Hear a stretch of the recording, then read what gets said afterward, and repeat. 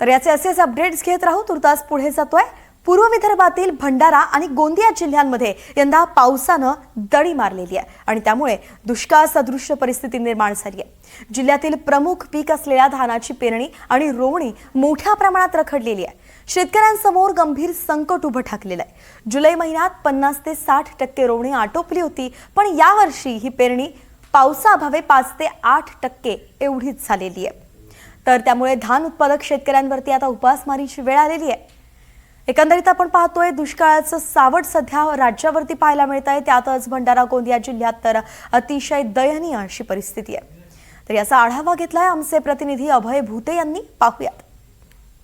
पूर्व विदर्भामध्ये दुष्काळ सदृश परिस्थिती निर्माण झाली असून भंडारा गोंदिया जिल्ह्यातील जे धान उत्पादक शेतकरी आहेत हे मोठ्या अडचणीत सापडलेले आहेत। जुलै महिना ही सध्या सुरू असला तरी पण शेतात पाऊस नाहीये। आपण सध्या भंडारा जिल्ह्यातील शेत शिवारामध्ये आहोत। आपण या ठिकाणी बघू शकतो आहोत की शेत पूर्णतः कोरडे आहेत, त्याचा एक थेंबही नाही आणि अशा परिस्थितीमध्ये जे धानाची पेरणी असेल कशी करावी असा प्रश्न आता शेतकऱ्यांना पडत आहे। त्याच्यामुळे जे आहे धान उत्पादक शेतकरी मोठ्या अडचणीत सापडलेले आहेत आणि आता आपण सांगितलं की शेतकरी आपण त्यांच्याकडून जाणून घेऊयात। काय सांगाल, आता जुलै महिना लागलेला आहे, शेतात पाणी नाहीये। गेल्या वर्षी मागील जुलै महिन्यामध्ये माझ्या धानाची रोवणी झालेली होती, परंतु यावर्षी पावसाचा थांगपत्ता नसल्यामुळे आम्ही रोवणी सुद्धा केलेली नाही आणि जो विद्युत पुरवठा आहे हा सुद्धा बरोबर मिळत नाही आहे। तरी आम्ही आपल्या कुटुंबाचा उदरनिर्वाह कसा करावा, पोट कसा भरावा, त्यांच्या मुलांचा शिक्षण कसा करावा हा यज्ञ प्रश्न आमच्या समोर उभा ठाकलेला आहे। त्यामुळे मी शासनाला विनंती करेन की लवकरात लवकर दुष्काळ घोषित करून आम्हा शेतकऱ्यांना योग्य ती मदत करण्यात यावी ही मी विनंती करीत आहे। निश्चितच पावसाचा थांग पत्ता नसल्यामुळे जी आहे भंडारा गोंदिया जिल्ह्यातील जे पेरणी आहे रोवणी आहे रखडलेली आहे आणि त्याच्यामुळे शेतकरी मोठ्या अडचणीत सापडलेले आहेत। तरी आपण पुन्हा एक शेतकरी आपण त्यांच्याकडून जाणून घेऊयात। काय सांगाल, जे सध्या परिस्थिती आहे ती काय आहे? शेतकऱ्यांची पेरणी झालेली आहे, पण पेरणी झाली असून सुद्धा पाणी नाही आहे। बांध्या कोरड्या झाल्या आहेत। शेतकरी गहन परिस्थितीत आलेले आहेत। काय करावं शेतकऱ्यांनी? आता शेतीमध्ये एवढा खर्च केला आहे तर त्या खर्च कसा काढावा हा त्यांना विचार आला आहे। तर आम्ही शेतकरी काय करावं म्हणून आम्हाला काहीतरी आमच्या सरकारकडून काहीतरी मदत व्हावी म्हणून आम्ही बोलत आहोत शेतकरी ह्या दृष्टिकोनातून। कारण शेतकरी हा खूप काळजीपूर्वक झालेला आहे, कारण हा एक निकषित झालेला आहे। आता काय करावं आम्हालाच काही समजत नाही। बांध्यात यायचं पण चुपचाप राहायचं, काय करायचं आम्हाला काही समजत नाही। हो, पाऊस आला, जुलै महिना चालू झाला, जुलै महिना संपत आहे, पाणी काही आला नाही, आम्ही काय करावं? निश्चितच जुलै महिनाही सुरू झालेला आहे, मात्र जिल्ह्यात जो आहे पाऊस पडलेला नाही आणि याच्यामुळे धान पिकाची रोवणी असेल पेरणी असेल ही कशी करावी व जे शेतकरी धान शेतीवरच आपला उदरनिर्वाह करतात त्यांनी आपल्या परिवाराचा पालनपोषण कसं करावं हा एक मोठा प्रश्न आता सध्या या ठिकाणी निर्माण होत आहे। त्यामुळे शासनाने ही बाब लक्षात घेत जे आहे दुष्काळ घोषित करावा अशी आता शेतकऱ्यांकडून मागणी होत आहे। अभय भूते, NDTV मराठी, भंडारा।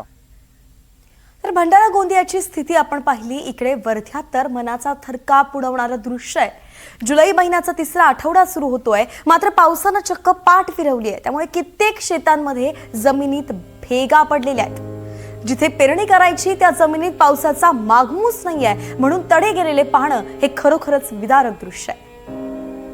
ही सगळी दृश्य आपण सध्या पाहतोय। वर्ध्यातली ही शेत जमीन आहे जी थेट तिला भेगा पडल्याचं पाहतंय, इतकी ती कोरडी झालेली आहे। आणि या परिस्थितीचा आढावा घेतलाय आमचे प्रतिनिधी निलेश बंगाळे यांनी।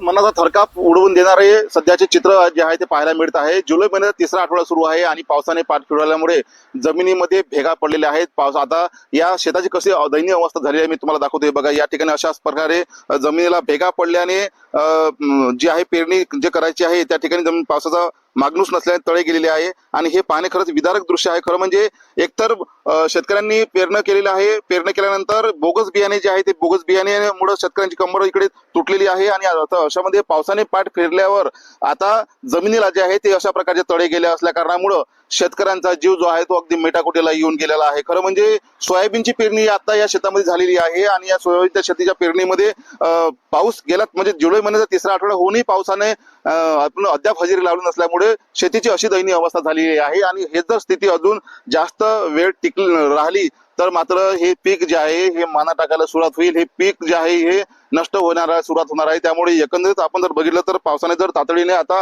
हजेरी लावली नाही तर शेतकऱ्याला दुबार पेरणीचं संकट त्याच्या डोक्यावर जे आहे हे घोंगावत आहे. त्यामुळे शेतकऱ्यांना तातडीने आता मदतीची गरज जी आहे ही करणे गरजेचे आहे. वरुण राजा केव्हा बरसतो हे सुद्धा पाहणे गरजेचे आहे, कारण शेतकऱ्यांच्या पाठीशी नेहमीच हे असे संकट जे आहेत ही उभी राहताना आपल्याला पाहायला मिळत आहे. आपण जर बघितलं तर वर्धा जिल्ह्यामध्ये बोगस बियाण्यांच्या 305 तक्रारी दाखल झाल्या असून त्यापैकी 183 तक्रारी ज्या आहेत एकट्या देवळी तालुक्यातून दाखल झाल्या. त्यामुळे एकंदरीत भयावह स्थितीमध्ये आता शेतकऱ्यातून बाहेर काढणे नक्कीच गरजेचे आहे.